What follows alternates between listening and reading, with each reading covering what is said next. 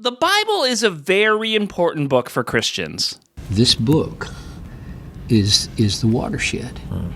And it's this book read seriously, rigorously, precisely, with a heartfelt and a disciplined mind, submission to every sentence in it. Every sentence in it. The context of the scriptures, the word inspiration simply means God breathed. Inspiration means that the Bible truly is the Word of God and makes the Bible unique among all other books. We believe as Christians that God is in charge of the universe. He is the one who is sovereign over our lives, and He has the authority to tell us what is right and wrong. And so a Christian approach to ethics takes into account God and His presence, but also His words to us in the Bible, because there He has told us about ethical decisions, about moral right and wrong. And so a Christian approach to ethics comes with the authority of God rather than just merely human opinion. It's pretty much written by God, and it's the basis for all morality. I don't ever want to speak without referring to the Bible. And I don't want to apologize for that because it's a secular culture and they don't like it. I really feel badly that they don't like that, but if they don't ever connect with that, they're lost. They're lost both in life and eternity. I have to connect them to the Word of God. So it must only have great advice and nothing you would need to spend a bunch of time defending.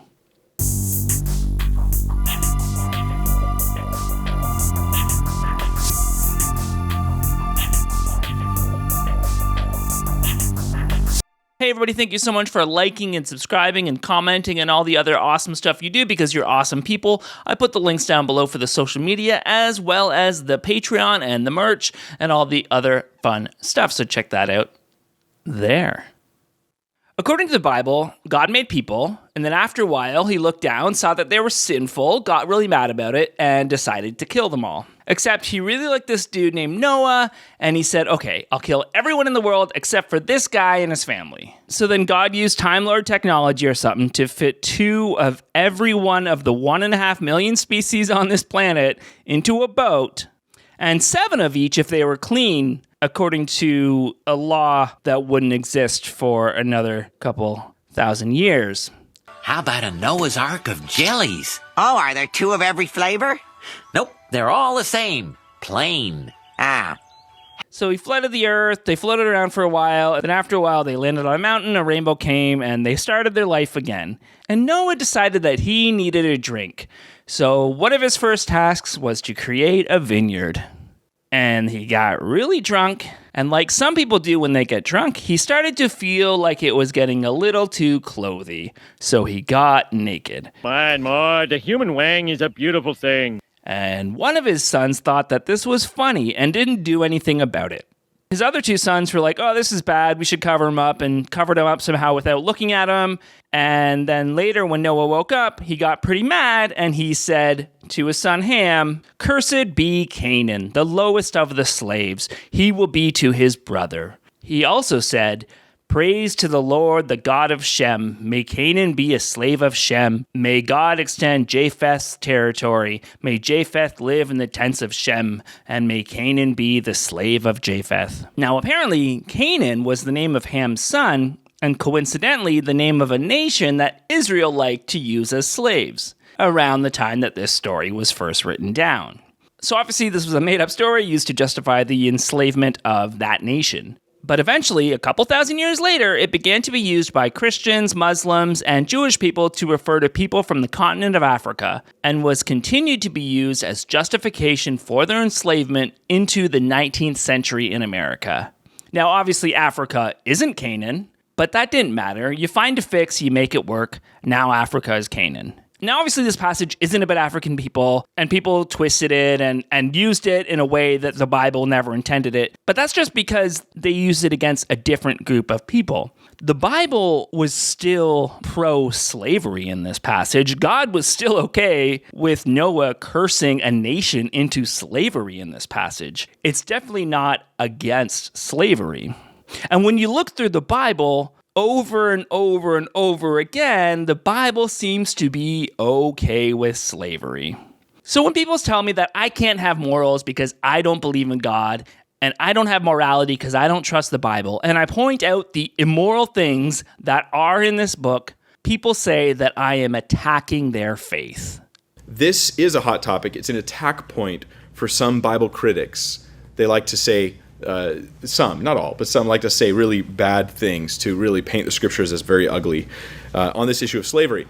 We don't need to paint the scriptures to say anything. We simply need to point out what the scripture actually says. You're the ones who need to twist scripture to make it say what you want it to say. We just point it out. They'll say, if this book has good morality in it, why did it miss this massively important issue, social issue of slavery? But I think some truth should help shine some light on the issue of slavery in the Bible versus, say, the type of slavery we had in the American South, in particular, during a embarrassing time of our country. This is something that you and I will see today on this journey through these arguments. It's not as bad as it was in the American South. It wasn't as bad as the New World slavery, which is such a low bar, you might just trip on it. You don't judge something that is supposed to be the authority on morality by comparing it to the worst thing imaginable. If you go to a 5-star restaurant, you hear it's supposed to be the best restaurant in the city, and they serve you terrible food, and they say, well, it's better than Domino's. Of course it's better than Domino's. You can't compare a 5-star restaurant to literal garbage. You don't judge what's supposed to be the best by comparing it to the worst. Slavery is wrong because slavery is wrong regardless of how that slavery is done.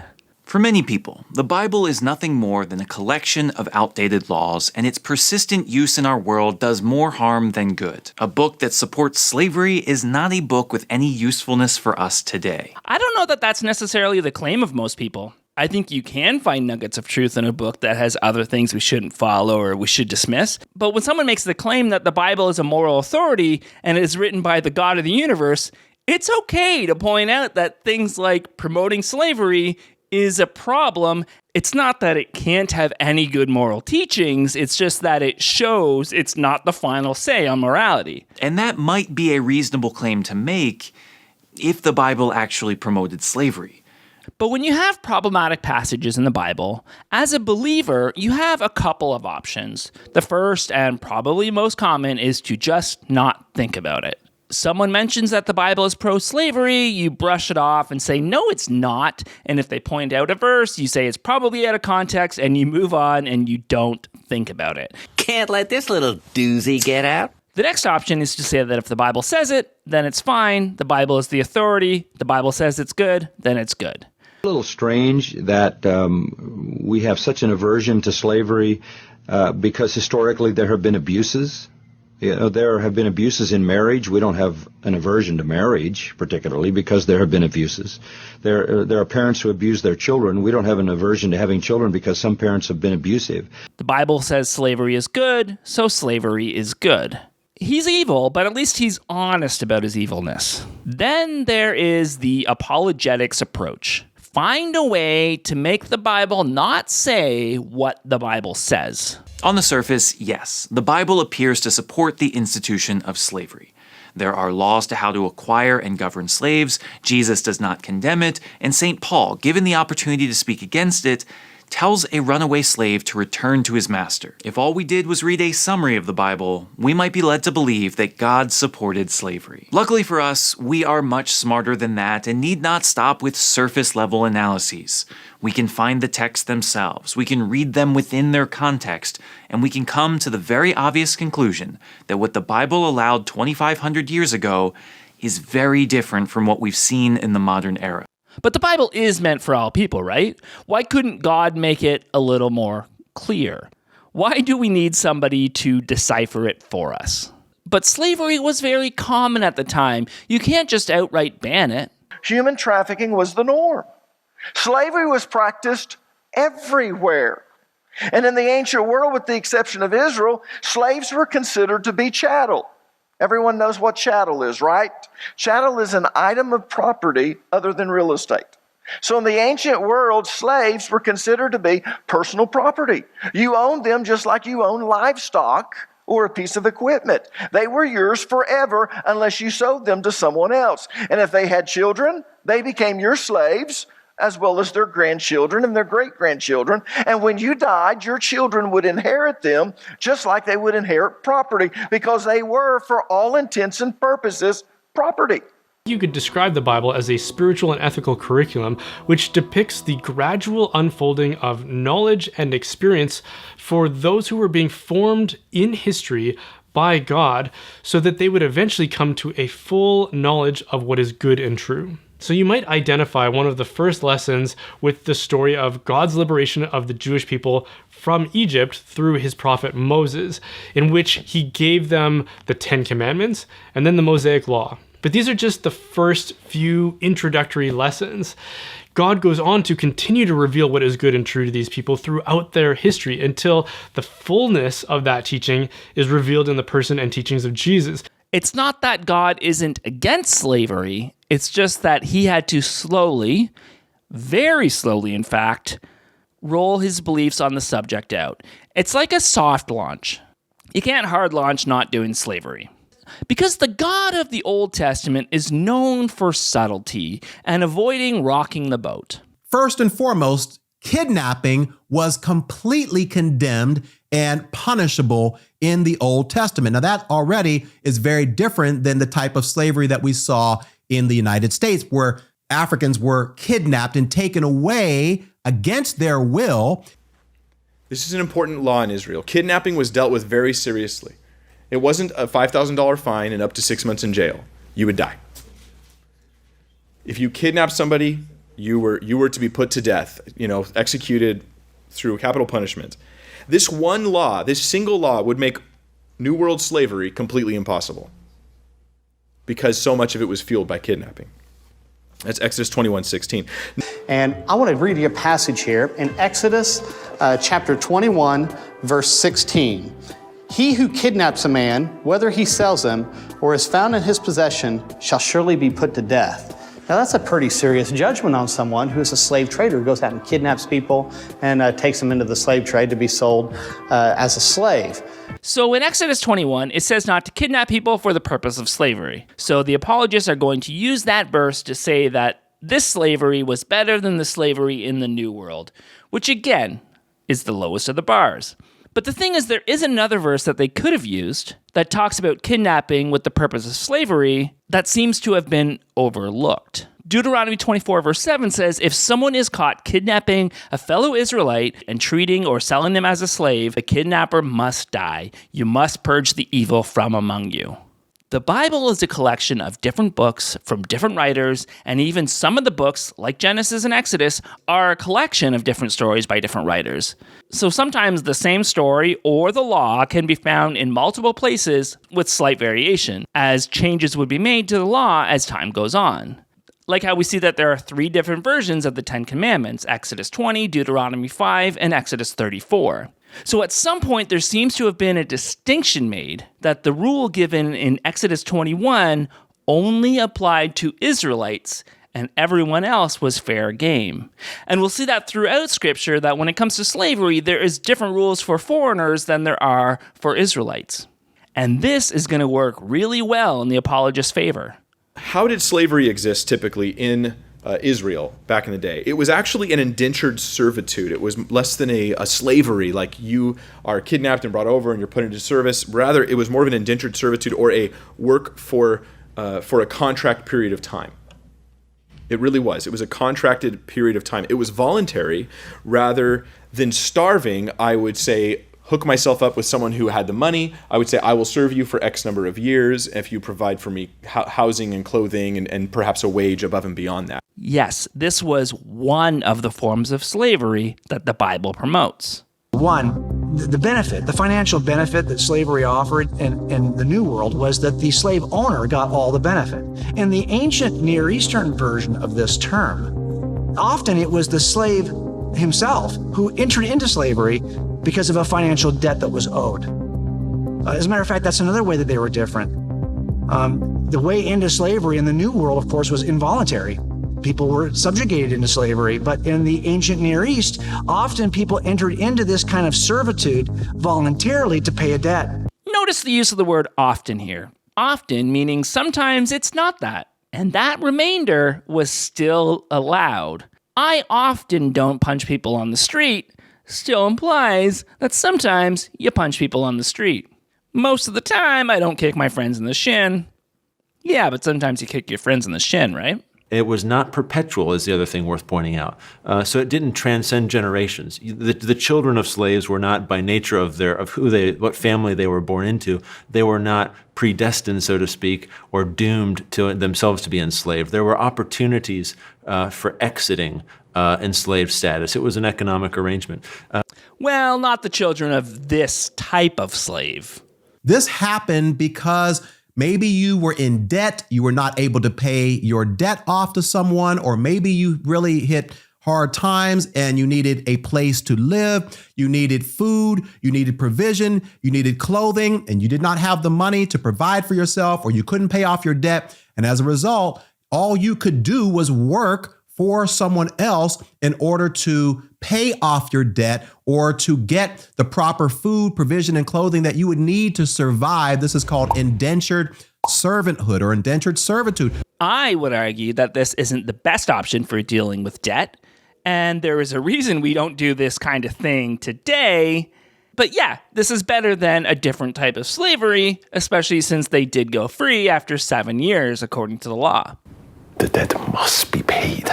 On verses 2-6, it says here, if you buy a Hebrew slave, he may serve for no more than 6 years. So right away, we see that God sets a limitation on how long you can own or have a slave.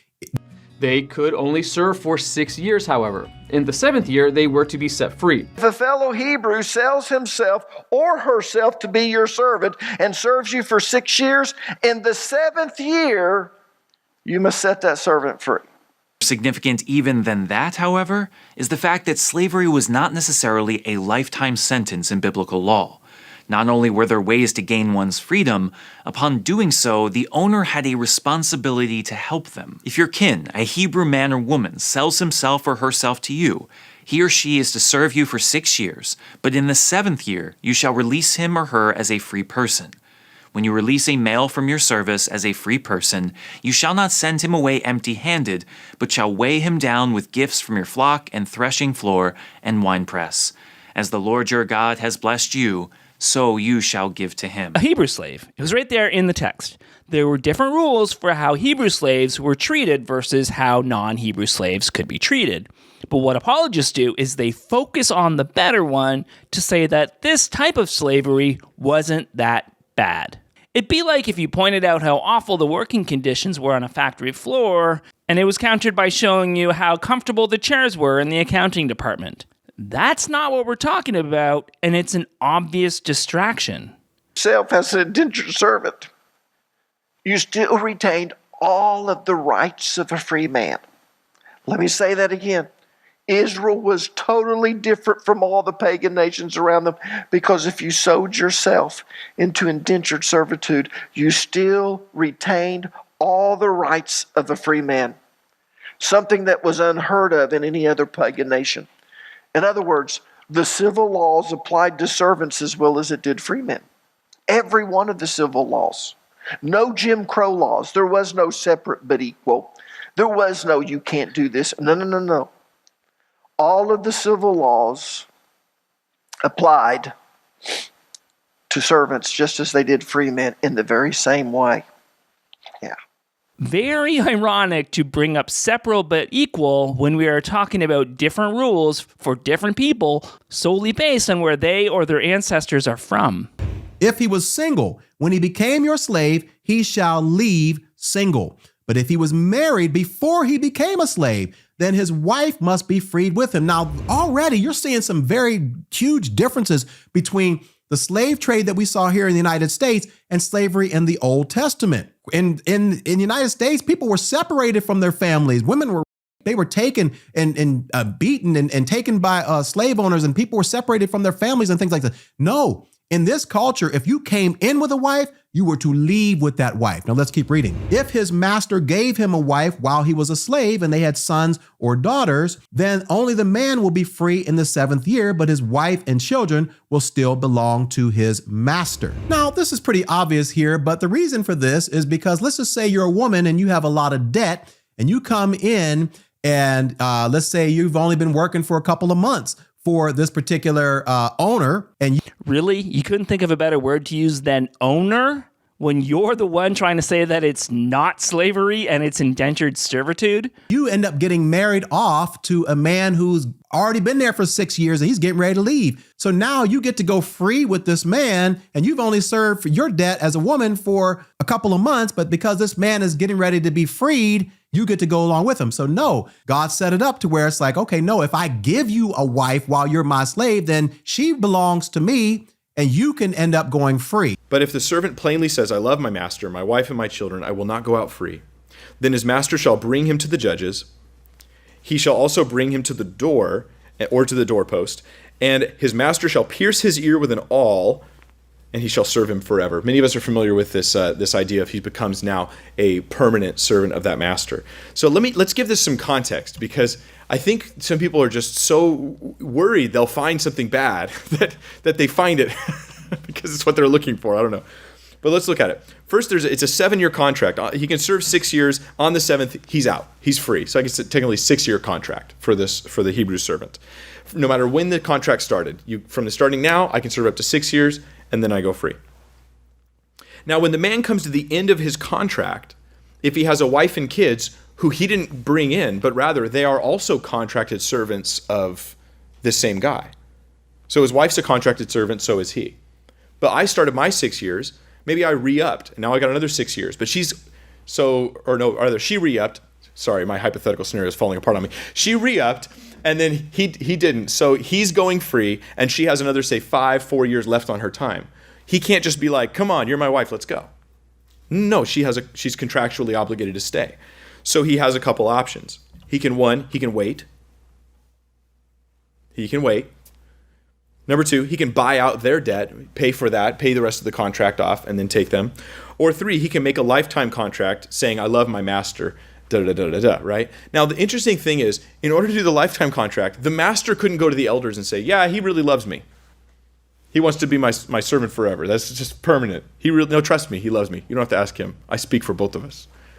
But the servant had to come and stand before them and with his own mouth and with his own face say, no, I love my master. I want to do this. So that again would protect them from this being an involuntary thing.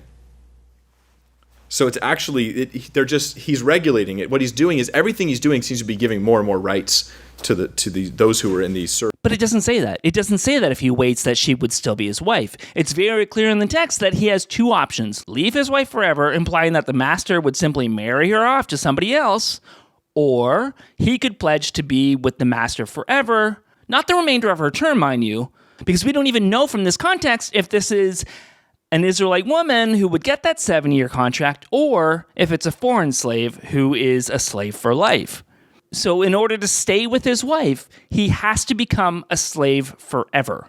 So no, it's not a loving thing. This is a man who has to decide to walk away from his enslaved wife, not knowing what will happen to her, or standing by her for the rest of his life as an enslaved person. This isn't romantic. This is devastating. Rather get a bullet to the head or fired to the chest and bleed to death. Are those my only 2 options? So typically it was voluntary. Rather than starving, you'd hook up with some other family and become their servant for X number of years. That's the context of a father selling his daughter. She wouldn't have been able to become a servant without his approval, because he's overseeing that family. So he's not actually selling her in the modern sense like sex slave or some horrific thing like this. It's like Kobe Bryant's up for a new contract. I mean, they're signing onto a contract. We do this in a union. You do this. You come in for a contract for this number of years. You're getting your training period. You actually get less pay than normal, and yada yada yada. This is actually happens all the time when people have a contractual work agreement. Now they actually had a wage, and it was initiated not just by the owner but by the servant as well. It was a mutual thing. it was caused by poverty, not racial status. It was not caused by racial status, but by poverty. There was no involved in God's regulations of slavery. Firstly, because rape was punishable by death, and you had the same law for the slave as you did for the free in Israel, and rape is punishable by death. You don't do this. Okay, well, you do it once. Never again. Okay, so much to unpack here. Let's start with the sexual assault. It was not punishable by death as a way to protect women. It was punishable by death only if she was engaged to be married or she was married, because it could mess up the bloodline of the man and cause him distress. And sometimes the woman would also be put to death if she didn't put up enough of a fight. If it was a virgin girl or a virgin woman who was not engaged, he would only have to pay her father for this inconvenience, and then she is now required to marry this man. And it specifically says what to do in cases of sexual assault when it comes to enslaved people. If a man sleeps with a female slave who was promised to another man, but who has not been ransomed or given her freedom, there must be due punishment. Yet, they are not to be put to death because she had not been freed. And you had the same law for the slave as you did for the free in Israel. Women, enslaved or free, were seen as property, but even more so if they were enslaved. This book is the basis for all morality, but also he mentioned sex slaves, which, yes, the Bible seems to be okay with. In Deuteronomy 21, it specifically says that if you're at war with a nation and you see an attractive woman, you can take her as your wife. In Numbers 31, it says that you can take all the virgin girls you capture in battle as your own. These people say that we have no morals because we don't use this book. We then point out how horrifying this book actually is, and you scramble to make excuses for it. You go in with an army, you take a woman from her land, from her family that you just killed, and you force her to be your wife? That's a sex slave. Third, and maybe most significantly, slavery in the ancient world, in the biblical world, was never racialized. When we talk about slavery in the modern world, this transatlantic kidnapping of men and women particularly from West Africa and their transport to North America, we're talking about a whole system that was predicated upon the idea that one group of people, based on perceived physical appearances and differences, that they are somehow suited for enslavement in ways that others are not. And the whole idea of race gets constructed and developed in that context in the 18th and 19th centuries, the idea of blackness and whiteness, that blackness is what qualifies someone for subordination to enslavement, and whiteness is what keeps one exempt from that subordination. And New World slavery versus, say, the biblical kind was very different. In New World slavery, it was racial. You were enslaved because of your race. In fact, they looked for scientific justifications for this. Oh my goodness. People in the Bible times didn't have the same view on race as we do today and as they did during the time of slavery in the New World. This is a relatively new frame of thinking that started in the Middle Ages and grew as we traveled around the world more. People started to group people into these categories based on perceived physical differences and the bad signs of the time. But that doesn't mean that before that, there was no such thing as othering and no reason to treat someone different based on perceived differences. People were very territorial, and people had a very big distrust of the nations around them.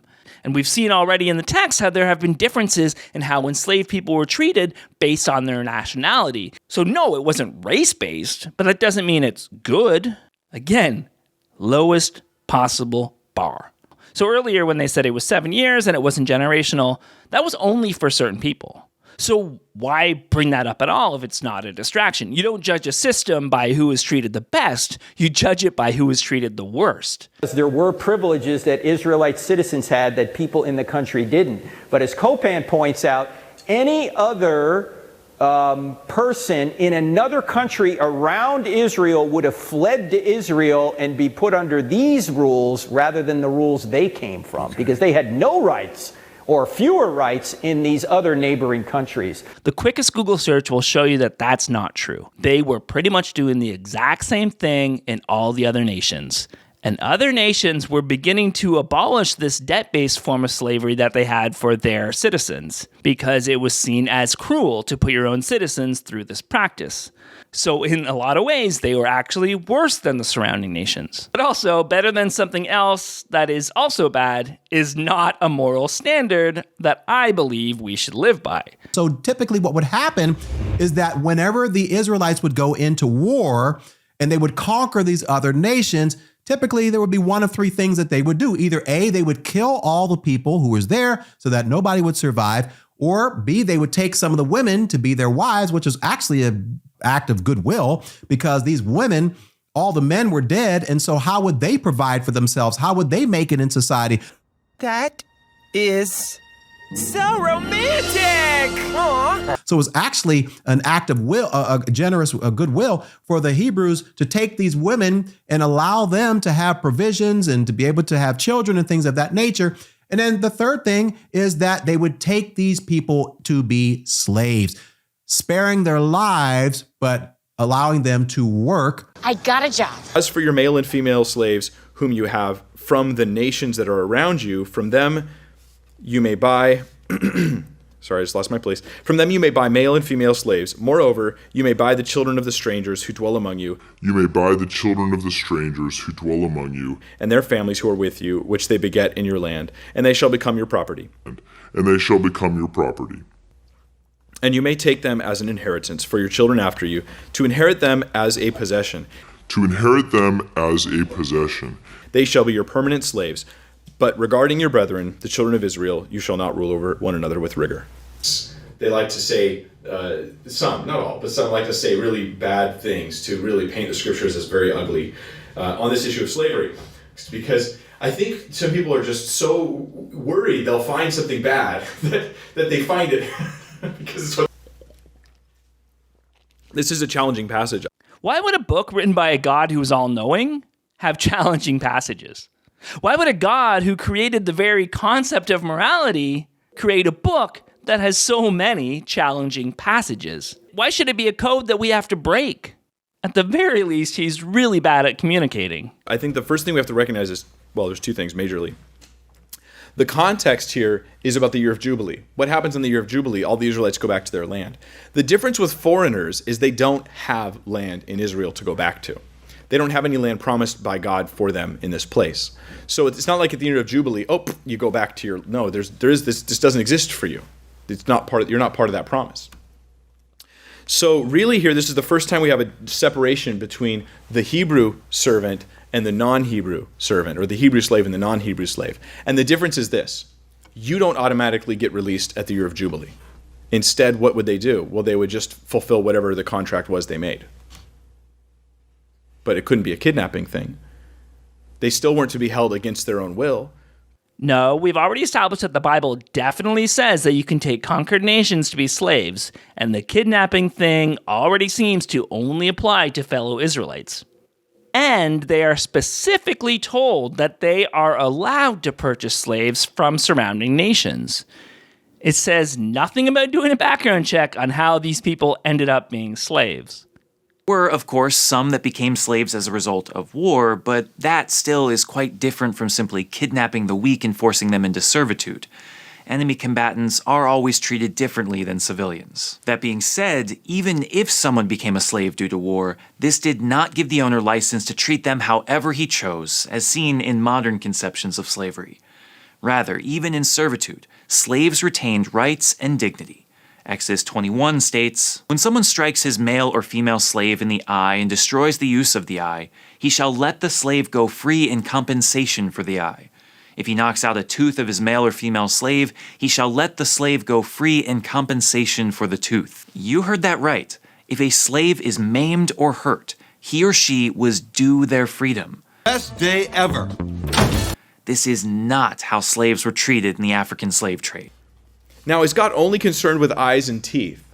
Or it seems to be that the point is, if he does some sort of serious permanent bodily harm to this person, although you wouldn't consider losing a tooth to be seriously, but your point is it demonstrates abuse. then he goes free. They go free. They break the contract and they go completely free.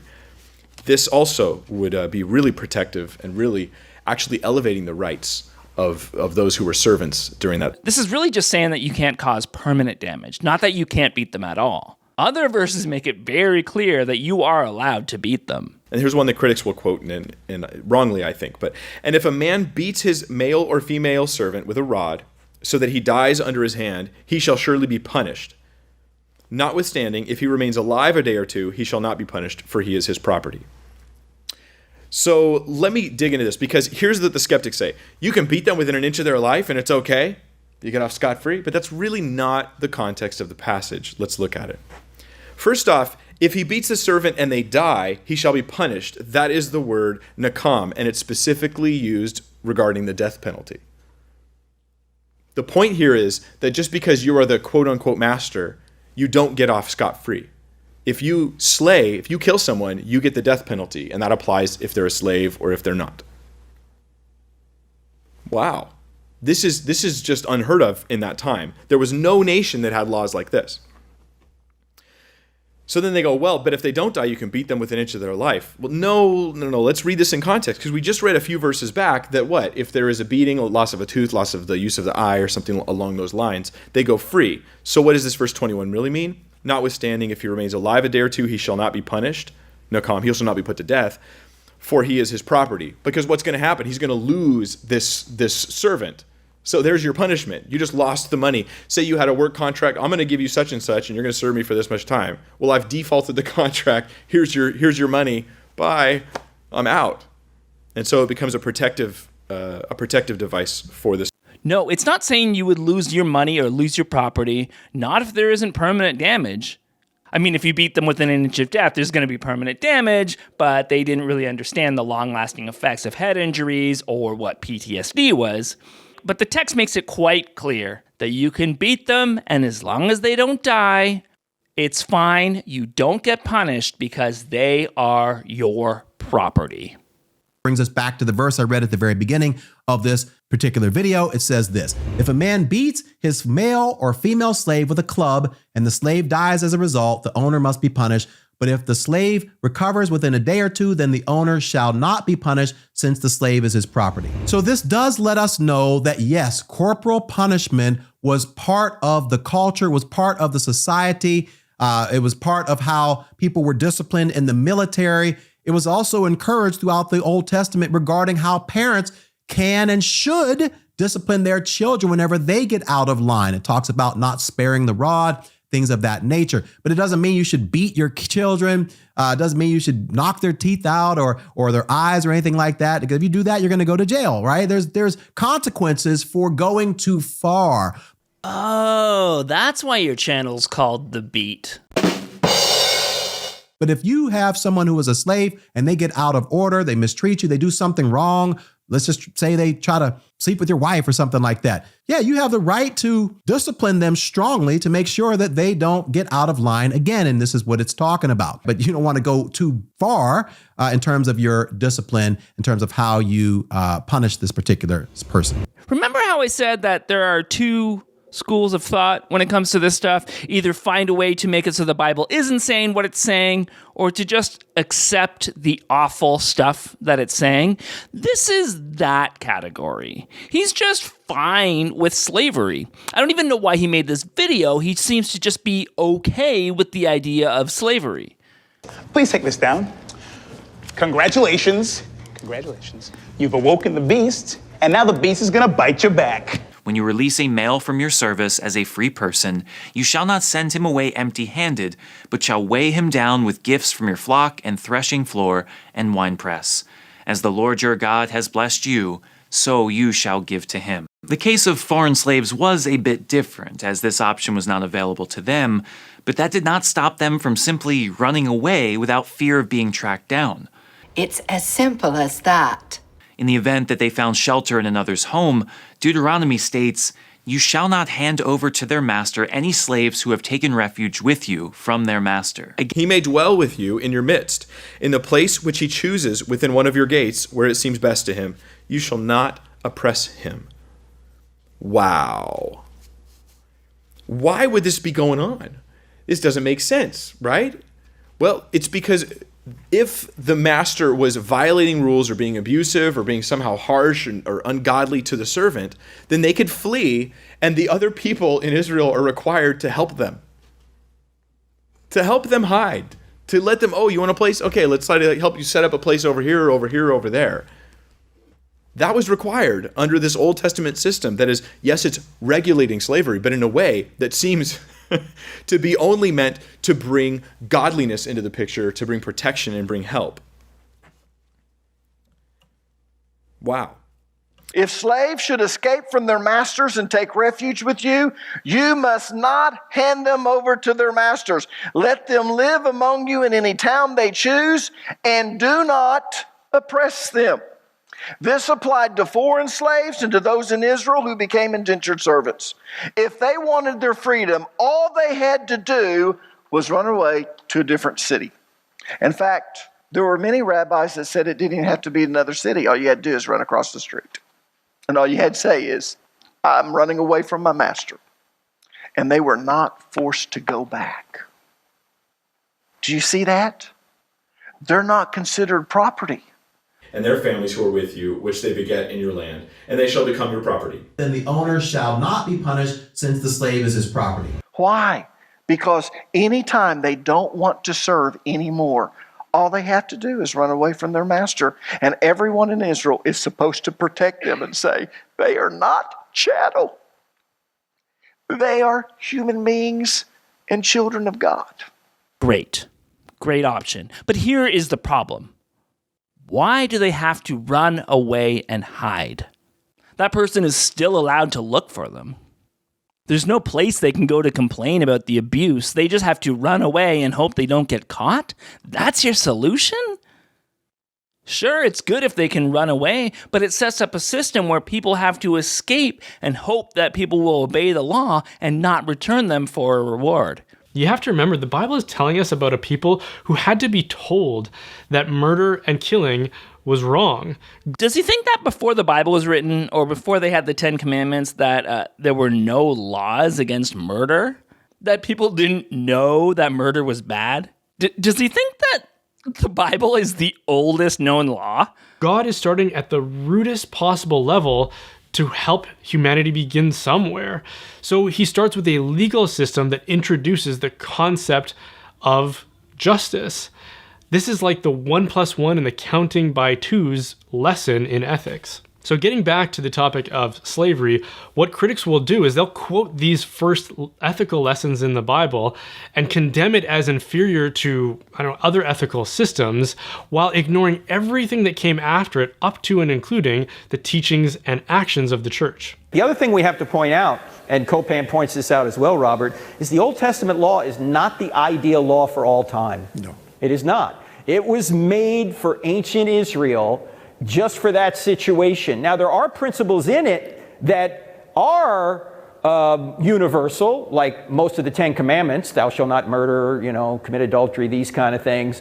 But some of the case law and some of this minutia that you get into, not ideal. In fact, Jesus even says it in Matthew chapter 19. Here's what Jesus says about the Old Testament law. He says, Moses permitted you to divorce your wives because your hearts were hard, but it was not this way from the beginning. Okay, but Jesus also said in Matthew 5, verse 18, for truly I tell you, until heaven and earth disappear, not the smallest letter, not the least stroke of a pen will by any means disappear from the law until everything is accomplished. But what about the New Testament? Right? Well, New Testament slavery did exist, but it wasn't a Hebrew thing, it was a Roman thing. And it didn't have the regulations of God on it at all. So there are no regulations given in the New Testament because God was not starting a nation. There was no national laws given in the New Testament, but rather individual personal laws. How should I behave? How should I behave, right? So there's advice given to those who are slaves that is not, however, an endorsement of their slavery. For instance, we are given advice if we're persecuted. If you're persecuted, do this, do that. Does that mean that it's good for people to persecute Christians? No. And so the fact that we have advice to those who were enslaved is not an endorsement of their slavery. But whether or not to own another human being as property is also a personal choice, right? Were people forced to own enslaved people? Early Christians did plenty that was against social norms. Most Christians still believe that there was a great persecution of Christians at this time for this reason. Why not just include one more thing on that list of reasons to persecute the Christians? Now, Paul, who traveled extensively throughout the Roman Empire sharing the gospel, would have been arrested for sedition and put to death had he preached against slavery, because it was such a part of their culture. And at that time, inciting slaves to rebel against their master was a capital offense in the Roman Empire. There were laws that forbid it, and anyone who did that was put to death. So Paul was very careful not to cross that line. But the message he preached was anti-slavery. So Paul, who was very proud of his imprisonment, who talks about being imprisoned regularly, who in the book of Acts is freed from prison by God, who is said to be a martyr of the faith, doesn't talk about abolishing slavery because he is afraid of going to jail or he is afraid of being executed? I'm too scared. God can send us messages, but he's limited by our laws? In the book of 1 Timothy, Paul took it a step further, and he condemned slavery. Yes, he actually came out and condemned slavery at a time when the whole world practiced slavery, with the exception of Israel. Look at 1 Timothy chapter 1, verses 9 and 10. But 1 Timothy 1:10, check this out. Here's another verse about kidnapping. It says, fornicators, sodomites, kidnappers, liars, perjurers, and if there's any other thing contrary to sound doctrine, saying the law is for these people. And who's on the list? Kidnappers. And this is a word that had the connotation of slave traders, whether that would be for a sex slave trade or for some other kind of slave trade. And the New Testament encourages the same thing as well. In 1 Timothy 1:10, it says this: the law is for people who are sexually immoral or who practice homosexuality or are slave traders, liars, promise breakers, or who do anything else that contradicts the wholesome teaching. Now let's look. The law is for people who are sexually immoral, who practice homosexuality, or are slave traders, or who are slave traders. Liars. In the original Greek, that means liars for profit. You know, we have these jokes about used car salesmen, but anyways, basically, liars for profit. All the time that he does casually talk about slavery like it's cool beans, it's because he couldn't condemn it, but this verse, that could have no other possible meaning, he did risk going to jail for? Now, you probably already know that the word that has been translated to homosexuality here, or sodomy, didn't always get translated that way because the Greek word translated here probably never would have been translated as homosexual. The original Greek word wasn't a common word that was used at the time, and there is much debate about the context, the root of the word, and some people even say that Paul may have coined it. But it seems to be a melding of the word man and the word bed, which a lot of people just think means someone who sleeps around, regardless of who they sleep with. And some people think it could have been a euphemism for someone who does stuff with themselves when no one is looking. But in 1946, it was decided that this word meant homosexuality. And there is another word on this list that eventually got translated to slave traders that didn't always get translated to slave traders. But the word they translated translates to man-stealer, and many people believe that this refers to someone who steals men from another slave trader to make a profit off that, or someone who kidnaps somebody for a ransom. Which could explain why, throughout the New Testament, it is the only incident when there seems to be any condemnation against slave trading. In the New Testament era, the Bible did not demand that every slave owner immediately emancipate his slaves. Rather, the apostles gave instructions to slaves and their owners on godly behavior within that social system. Masters were admonished on the proper treatment of their slaves. For example, in Ephesians chapter 6, verse 9, masters are told, "Treat your slaves in the same way with goodwill. Do not threaten them, since you know that he who is both their master and yours is in heaven, and there is no favoritism with him." Elsewhere, the command is, Masters, provide your slaves with what is right and fair, because you know that you also have a master in heaven. Colossians chapter 4, verse 1. I think we're just rolling past the idea, and we never really think about the fact that God is continually referred to as a slave master in the Bible. That's kind of messed up. Even Jesus says that a slave is not better than his master, which, of course they are. You wouldn't compare God to somebody you think is evil, right? This puts slave masters on a pedestal. You're comparing God to them as an important person. Now, what did he write to the servants? Not how to revolt, but how to get through the situation they were in while honoring God. I'll read Ephesians 6, we'll back up verses 5 through 8. Bondservants, be obedient to those who are your masters according to the flesh. And notice this, it's only according to the flesh. They're not the masters of your souls. Just according to the flesh. With fear and trembling, in sincerity of heart as to Christ, not with eye service as men pleasers, but as bondservants of Christ, doing the will of God from the heart, with good will doing service as to the Lord and not to men, knowing that whatever good anyone does, he will receive the same from the Lord, whether he is a slave or free. So he asks them, look, walk in submission. Of course he did. The Bible continues to be used to oppress people. The Bible doesn't want people to rebel because if it was a book or a letter that did want people to rebel, it didn't end up in the final cut because it was powerful people that have been editing this book for centuries. And we don't want people thinking that rebellion is an option. And that's what it's all about. That's the whole ball game. These are people who are saying that this is the divinely inspired work of God that is our basis for how we should live our lives. But over and over again, we simply see that it has been created by man with their selfish desires in mind. Walk in submission and godliness. Don't have a rebellious and hateful attitude. Do your work and do it well unto the Lord. Now, does this somehow make okay cruel treatment or something? Of course not. Of course not, because what would his word to masters be? Well, just to love one another. There is no partiality with God. So don't be treating them with threatening or treating them harshly, but rather with godly love. But clearly wanted to reform it from within. It's for this reason that the far more logical conclusion, when taking the Bible as a whole, is that God found the institution of slavery repugnant. Overwhelmingly, God hears the cries of the poor and sides with the oppressed. The prophets, speaking for God, repeatedly denounce the abuse of the poor. I mean, really. God's greatest act of the Old Testament is the rescuing of his people from slavery to set them free. Even without an outright repudiation, despite the laws regulating it, when we look at the institution in practice, understanding how God acts in other situations, I think it's clear what to think.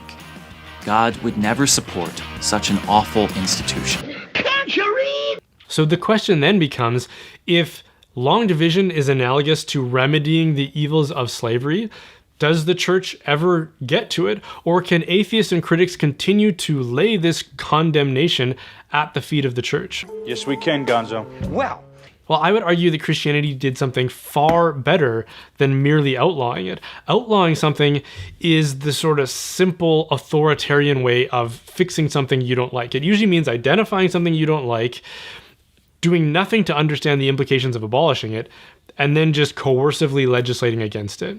So God is in the banning business. I mean, even what I'm wearing, I'm not supposed to be wearing these ripped jeans, according to the Bible. I shouldn't be wearing this cotton poly blend, according to the Bible. I shouldn't have this haircut, according to the Bible. Women, you shouldn't be wearing jewelry, according to the Bible. God came down to earth, inspired a book that tells us what we can have in our wardrobe, but makes no mention of even one day abolishing slavery. There were centuries of abuse and lost lives before it was abolished, all while people were using this text to say that it was good, and that's how God wanted it. Yes, the Bible was a book of its time, and we can't expect it to know the future and how much damage it would cause, and how much it would be used to promote such awful things. But that also means that there was no all-knowing, all-loving God that had any part in creating it. It's a man-made book meant to help the people in power. Because here's the thing about morality. It has to evolve. It has to change with the times. We are constantly learning about ourselves. We are constantly learning about how our actions affect other people, how our words affect other people. If we are constantly questioning the way things work, and aren't constantly looking at ourselves and aren't constantly making changes, we end up causing pain. Relying on an old book that says it's perfectly okay to own and beat another human being as our standard of morality cannot be something we keep doing. And so this should, ideally, forever silence the opposition. But it won't. It's gotta be no, dog. Hey, everybody, thank you so much for making it this far. If you know somebody who may benefit from it, send it their way. You're all awesome, and I love you all. Work, Sky Moon.